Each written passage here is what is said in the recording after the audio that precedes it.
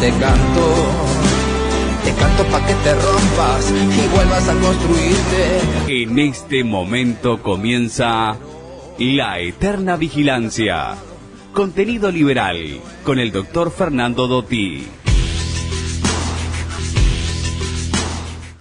Muy buenas noches, señoras y señores. Este es el espacio llamado La Eterna Vigilancia, que pertenece al señor Fernando Dotti, a quien le doy las muy buenas noches. ¿Cómo le va?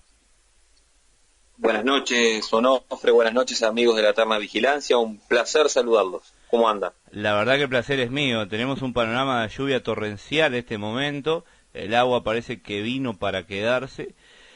Y también imagino que tiene alguna que otra temática interesante para tratar como siempre.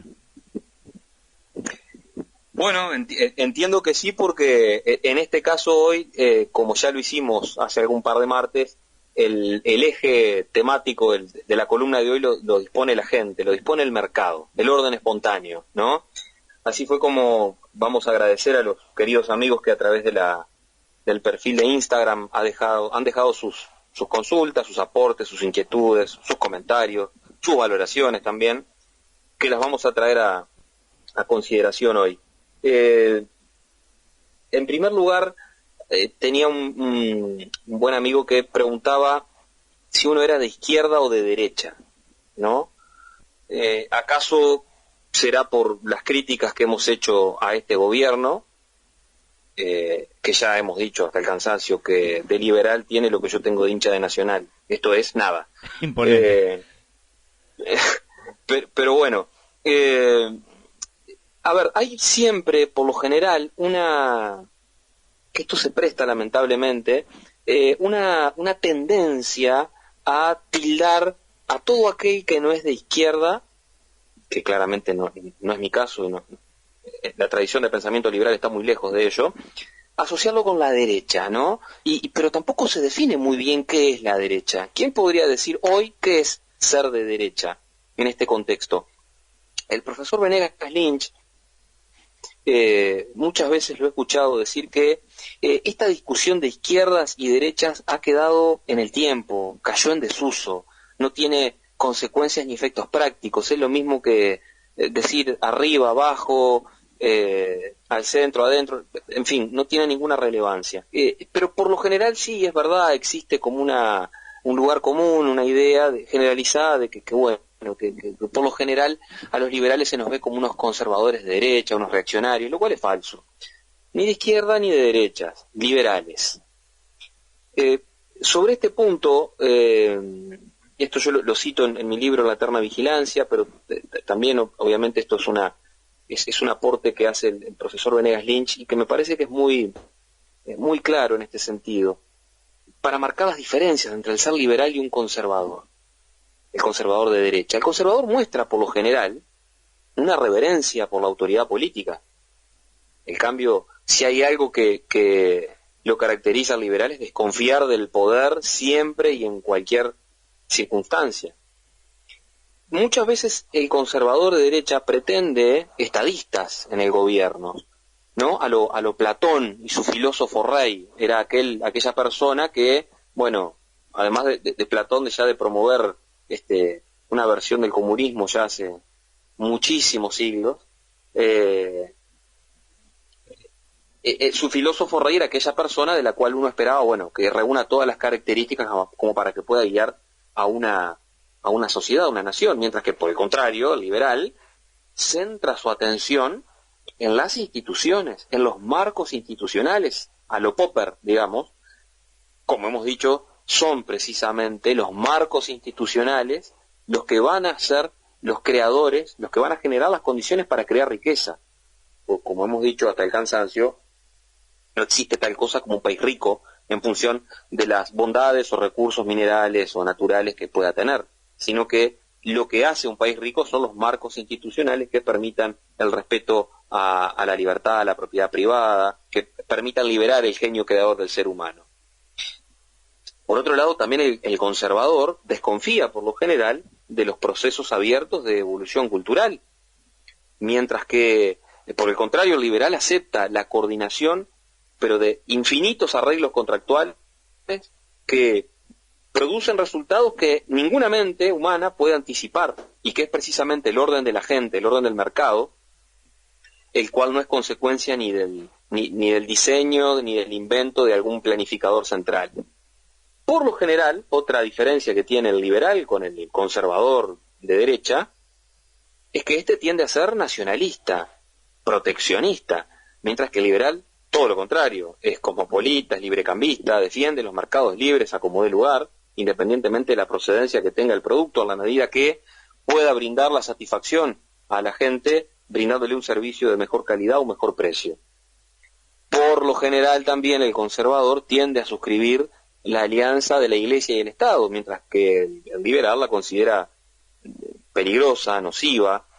Sobre este punto, el premio Nobel Hayek, a propósito de la necesidad de eliminar la banca central, decía, bueno, la humanidad tardó 200 años en advertir, en darse cuenta que el binomio Estado-Iglesia era algo nocivo. Bueno, también agregaba que no tardemos 200 años más en darnos cuenta que la política asociada a la emisión monetaria también era otro desastre. De ahí es que claramente no aceptamos que se nos identifique como de derecha, y menos aún cuando se cae en el facilismo de estos fascistas de derecha, como lamentablemente es habitual que se vea por estas latitudes. Pero me parece que por ahí quedó hecha la primera aclaración al primer amigo oyente. No sé, Onofre, ¿qué le parece a usted? Sí, concuerdo plenamente. Lo que pasa es que a veces también hay algunos puntos en los cuales hay a veces ciertas similitudes que van desde un punto de vista capaz que filosófico, ¿no? Entonces, desde ese aspecto capaz que entra la comparación. Por ejemplo, Trump y Milley son dos personas que están en contra del comunismo y demás. Pero como usted está comentando, en el caso de Trump, hay una gran asociación con lo que es el Estado, ¿no? Con la fuerza de ese ser omnipotente para ellos, ¿no? Que puede hacer todo, y en cambio la forma en la cual hace las cosas Milley es totalmente diferente. Quizás capaz sí, que... Sí, perdón. No, capaz que en ese motivo, de esa forma, capaz que alguno agarre y busque generar alguna similitud, ¿no? Pero creo que está bien marcada la cancha, ¿no? Sobre todo las diferencias en esos aspectos que está planteando. Sí, y en el caso puntualmente de Trump que usted plantea, a ver, uno en este mundo tan bipolar, ¿no? Claramente donde los antagonismos están tan marcados, bueno, obviamente, uno va a tener, dámelo a Trump de asociado. Ahora, decir que Trump es liberal, yo creo que estamos muy lejos, yo creo que no lo es. De hecho, ha tenido en su gobierno y muchas veces un discurso, más allá de que pueda tener algunos puntos de contacto, ha tenido una faceta muy proteccionista, en fin, que está muy lejos del ideario liberal. Ahora, de todas formas, dentro del ideario liberal es como un río que se nutre de distintos deltas, ¿no? Hay como distintas corrientes. Los liberales no somos una manada. No hay pensamiento único, detestamos el pensamiento único. Sí, obviamente, tenemos un hilo conductor, digamos, que hace que estemos espalda con espalda, tanto quienes abogamos por un Estado mínimo, como quienes se consideran defensores del autogobierno o anarcocapitalismo o de los liberales clásicos. Es el eje, decía, el horizonte, el faro en común que tenemos es el respeto por la vida, la libertad y la propiedad privada, ¿no? Pero bueno, de hecho agradezco a este amigo por la pregunta y la inquietud, porque genera el disparador, obviamente. Después hay dos preguntas que pueden derivar a un tema solo. Una es si realmente un partido liberal podría algún día gobernar en Uruguay. Esta pregunta la hizo Fabi Castro, a quien le agradezco su participación. Y va de la mano, por lo que voy a decir ahora, con otra pregunta que hace una muy buena amiga, 31 de febrero es el nombre del perfil en Instagram, quien dice, ¿habrá futura candidatura? Me imagino, la pregunta debe ser para mí a título personal.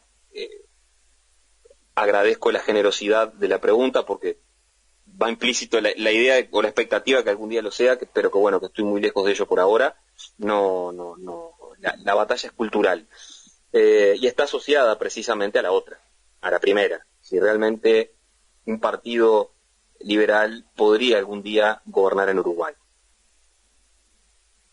Y en esto hay que ser muy claro. Primero, existe en nuestro país, se formó, y todo hace pensar que se va a presentar a las próximas elecciones, es verdad, el Partido Libertario del Uruguay.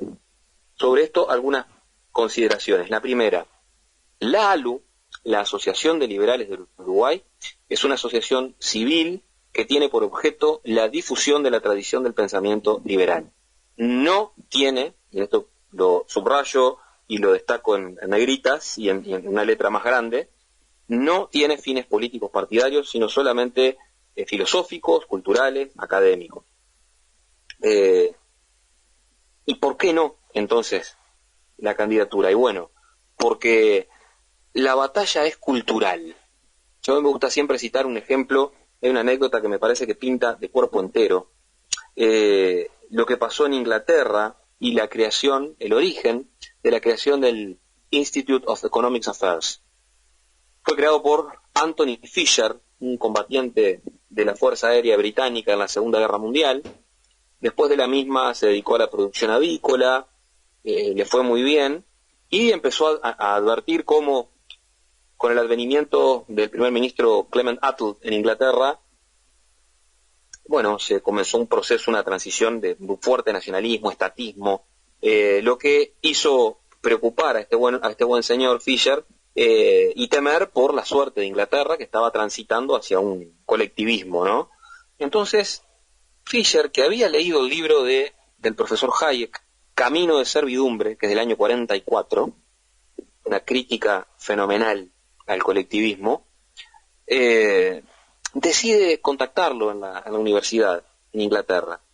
Le plantea su preocupación y le pide consejo, a ver qué hacer. Entonces, Hayek, muy sabiamente, le dice, mire, estimado amigo, si usted quiere contribuir para cambiar la suerte de su país, no se meta en política, no se meta en el parlamento, y dé la batalla en el mundo de las ideas. ¿Por qué? Porque las ideas son el motor del mundo. Un hombre con una idea es más poderoso que 99 con intereses.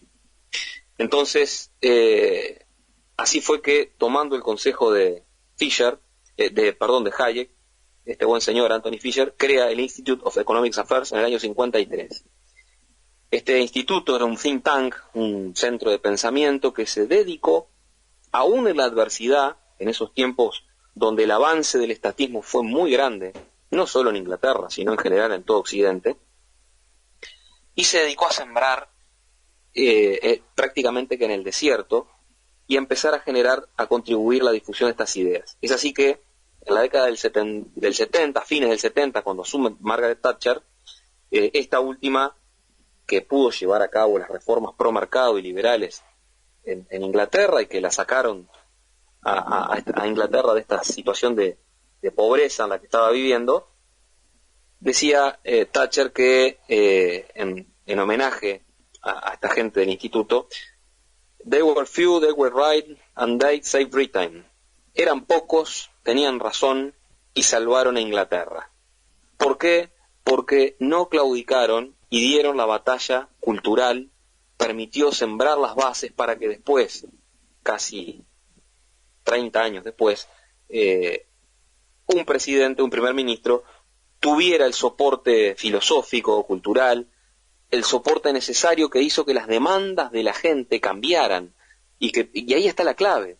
¿Por qué? Porque los cambios nunca vienen desde la política, esto es algo que tenemos que tener claro. Los cambios, los políticos son acaso termómetros sociales, van a hacer y van a adecuar su discurso en función de lo que la gente pida y demande y reclame en un contexto histórico determinado. Difícilmente aquel político que quiera hacer algo que piense y crea, pero que está en contra de lo que pide y demanda la gente, difícilmente lo haga, porque si no está acabado como político. Por eso es que la batalla debe ser cultural previamente, para después aspirar a que haya cambios en los marcos institucionales. de un determinado país. Entonces, respondiendo a la pregunta de si realmente un partido liberal puede algún día gobernar en Uruguay, por supuesto que sí. Ahora, creo yo que es absolutamente necesario para que esto pase, que existan la ALU, cuantas organizaciones, clubes de lectura, gente individualmente que saque artículos de prensa, que contribuya en su metro cuadrado a la batalla cultural. Bueno, esto es absolutamente necesario, es previo. Sin la batalla cultural no hay triunfo electoral. Lo contrario implica poner la carreta delante de los bueyes. ¿Se puede llegar? Sí, pero es muy difícil y cuesta mucho más tiempo, ¿no?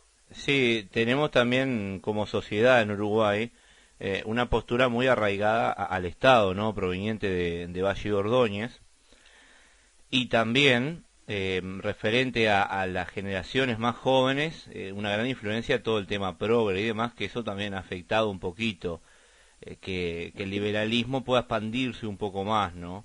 Quizás en Argentina, en ese caso, ¿no? Como en algunos países se viene vislumbrando la necesidad o las situaciones más críticas, esa especie de choque con la pobreza ha generado una reacción un poco más directa de la gente.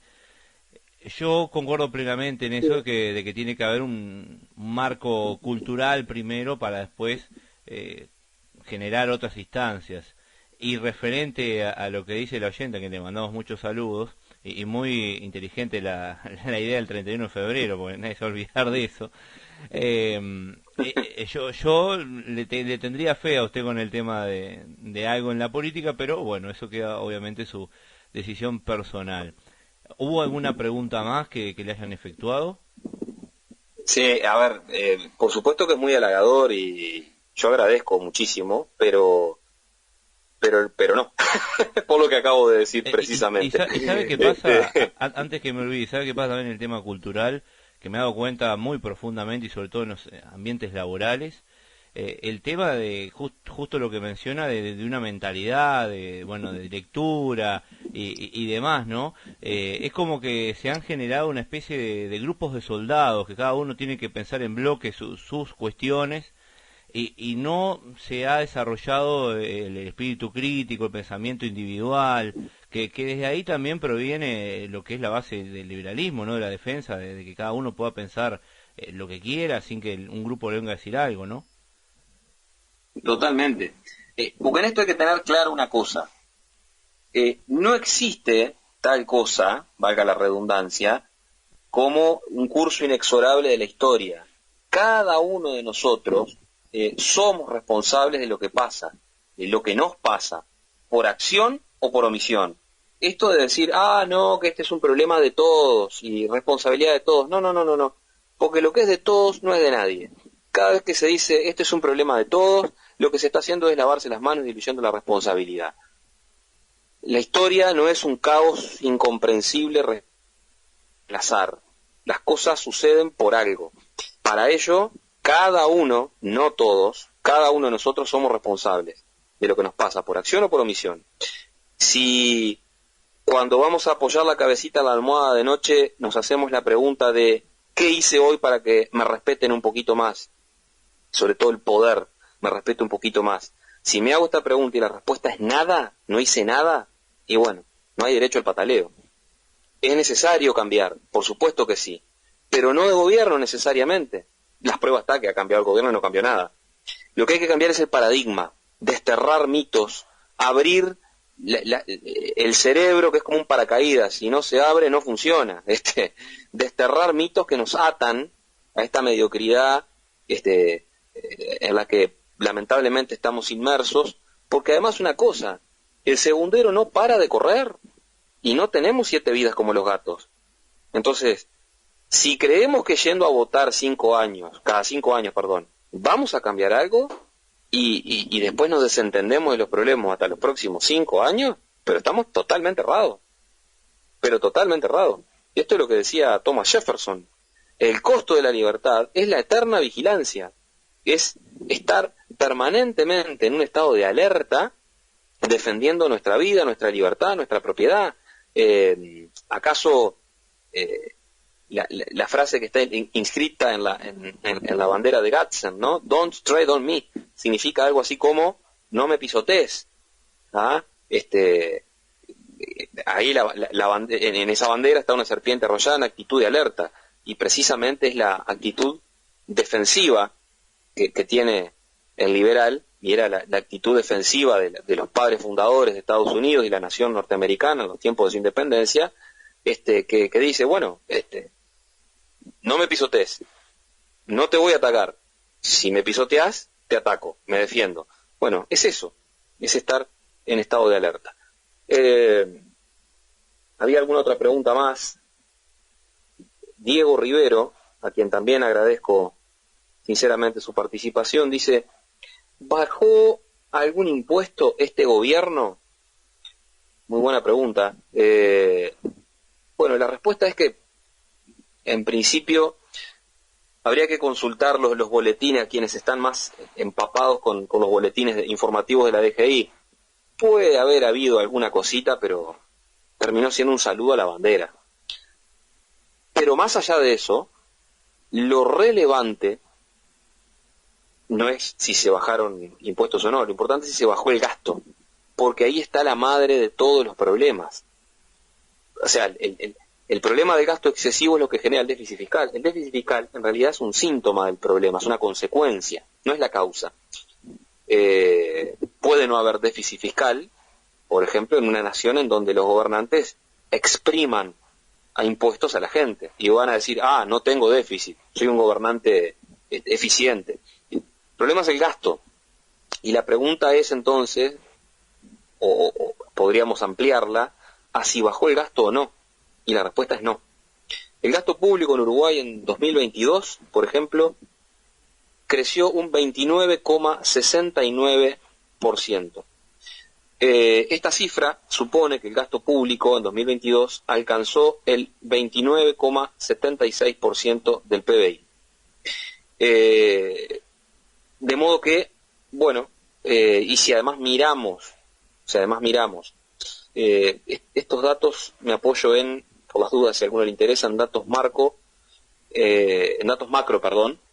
.com, donde está la referencia, en donde, bueno, claramente la gráfica advierte que el gasto público sigue aumentando en Uruguay a medida que pasan los años. Así que, bueno, lamentablemente estamos complicados en ese sentido, porque, bueno, el gasto excesivo, como todos sabemos, el gasto público lo financiamos siempre o con impuestos o con deuda, que además tiene un componente, además de inmoral, antidemocrático, porque le estamos trasladando a las generaciones futuras que no han nacido y que no participaron de este proceso electoral el costo del préstamo de la buena vida de hoy, el gasto de hoy. Y cuando eso no alcanza, ni los impuestos, ni el endeudamiento externo o interno, se recurre, como en Argentina, a la maquinita de imprimir, que termina generando el impuesto inflacionario, una forma de paliar el déficit, pero termina castigando a quienes menos poseen. Milton Friedman decía que existen 4 formas de gastar el dinero. El dinero de uno en uno, esa es la manera más eficiente de hacerlo, puesto que cada uno sabe lo que le costó hacerse del dinero. La segunda forma es gastar el dinero de uno en otros. Pone el ejemplo de cuando uno va a hacer un regalo para un amigo, para un cumpleaños. Trata de gastar eficientemente para quedar lo mejor posible. Después la tercera forma es gastar el dinero de otros en uno. Bueno, ya ahí no hay ningún estímulo al control, a la eficiencia. Y la cuarta forma, que es la peor de todas, dice Friedman, es gastar el dinero de otros en otros. Bueno, eso es lo que hace el Estado. Y por eso, entre otras cosas, el gasto público nunca para. ¿Y por qué? Bueno, primero porque no hay sanciones para los gobernantes por este gasto desenfrenado. Y no para porque no hay incentivos para que pare. Ahí empieza el problema. Por eso es que los liberales abogamos tanto por la limitación del poder del leviatán, del Estado, del gobernante de turno, mediante marcos institucionales sólidos que generan los mecanismos que impidan gastar en demasía. Thomas Jefferson, cuando estaba de embajador en París, mandó una carta, creo que a Thomas Paine, no estoy seguro de este dato, pero lo puedo corroborar después, en donde le decía, y acá viene lo relevante, es que luego de haber estudiado, analizado, leído la Constitución norteamericana, él le haría una sola única corrección, ampliación o agregado, y es poner la limitación, mediante el texto constitucional, la limitación al gobernante para que se le prohíba endeudarse más allá de su periodo de gobierno, lo cual sería muy saludable, ¿no? Tenemos tantos plebiscitos al santo botón que 2x3 se hacen para poner en la Constitución cuestiones que no son de resorte constitucional, y bueno, estas cosas, que son las relevantes, las que deberían estar en la Carta Magna, por supuesto que como no son de interés de ninguno de quienes están en el espectro político, nunca se van a someter a consideración. Por eso es que la batalla cultural es tan importante. Instalar estos temas, correr el eje del debate, de la discusión pública, para que algún día, cuando estas ideas puedan permear, alguien recoja el guante y las pueda cristalizar en marcos institucionales que protejan, defiendan con mayor eficiencia la vida, la libertad y la propiedad de las personas, ¿no? La verdad, como siempre, excelente los comentarios que termina compartiendo. Quería saber si había alguna pregunta más, algún comentario para ir redondeando. Dejamos por acá, Onofre, porque se nos voló el tiempo. Quedaron algunas más que las compartiremos con muchísimo gusto el próximo martes. En el final, invitar a quienes nos escuchan a la próxima actividad de la ALU, la Asociación de Liberales del Uruguay. Hago una pequeña digresión, nos pueden seguir por nuestra página web www.alu.com.uy, estamos en Instagram, estamos también en Facebook y en Twitter. La próxima actividad, decía, jueves 11 de abril, hora 19:30, en calle Mercedes 921, Montevideo. Vamos a estar presentando, el libro de mi autoría, sobre la necesidad de eliminar los consejos de salario como forma de generar un antídoto al problema de desempleo. Así que están todos invitados, la entrada es libre, vamos a compartir un café después seguramente para charlar con los amigos que se acerquen. Va a estar a la venta el libro ese mismo día también. Así que será un placer y un honor, y capaz que conocernos las caras con quienes nos escuchan todos los martes. La verdad que sí, es una buena invitación. Bueno, si alguien está escuchando, incluso ahora en la página hay un enlace directo que está ahí, en la parte izquierda, por el centro, inferior más o menos, ahí puede pinchar directamente y en el logo de ALU y entra a la página para que vaya de forma directa. Y sin dudas también es una propuesta más que interesante e importante, ¿no? Referente también a lo que es algo que nos afecta al bolsillo de todos. Sin duda, el problema del empleo es más viejo que el agujero del mate. El problema es que hace 100 años que tenemos este problema, y hace 100 años que hacemos lo mismo y no cambiamos.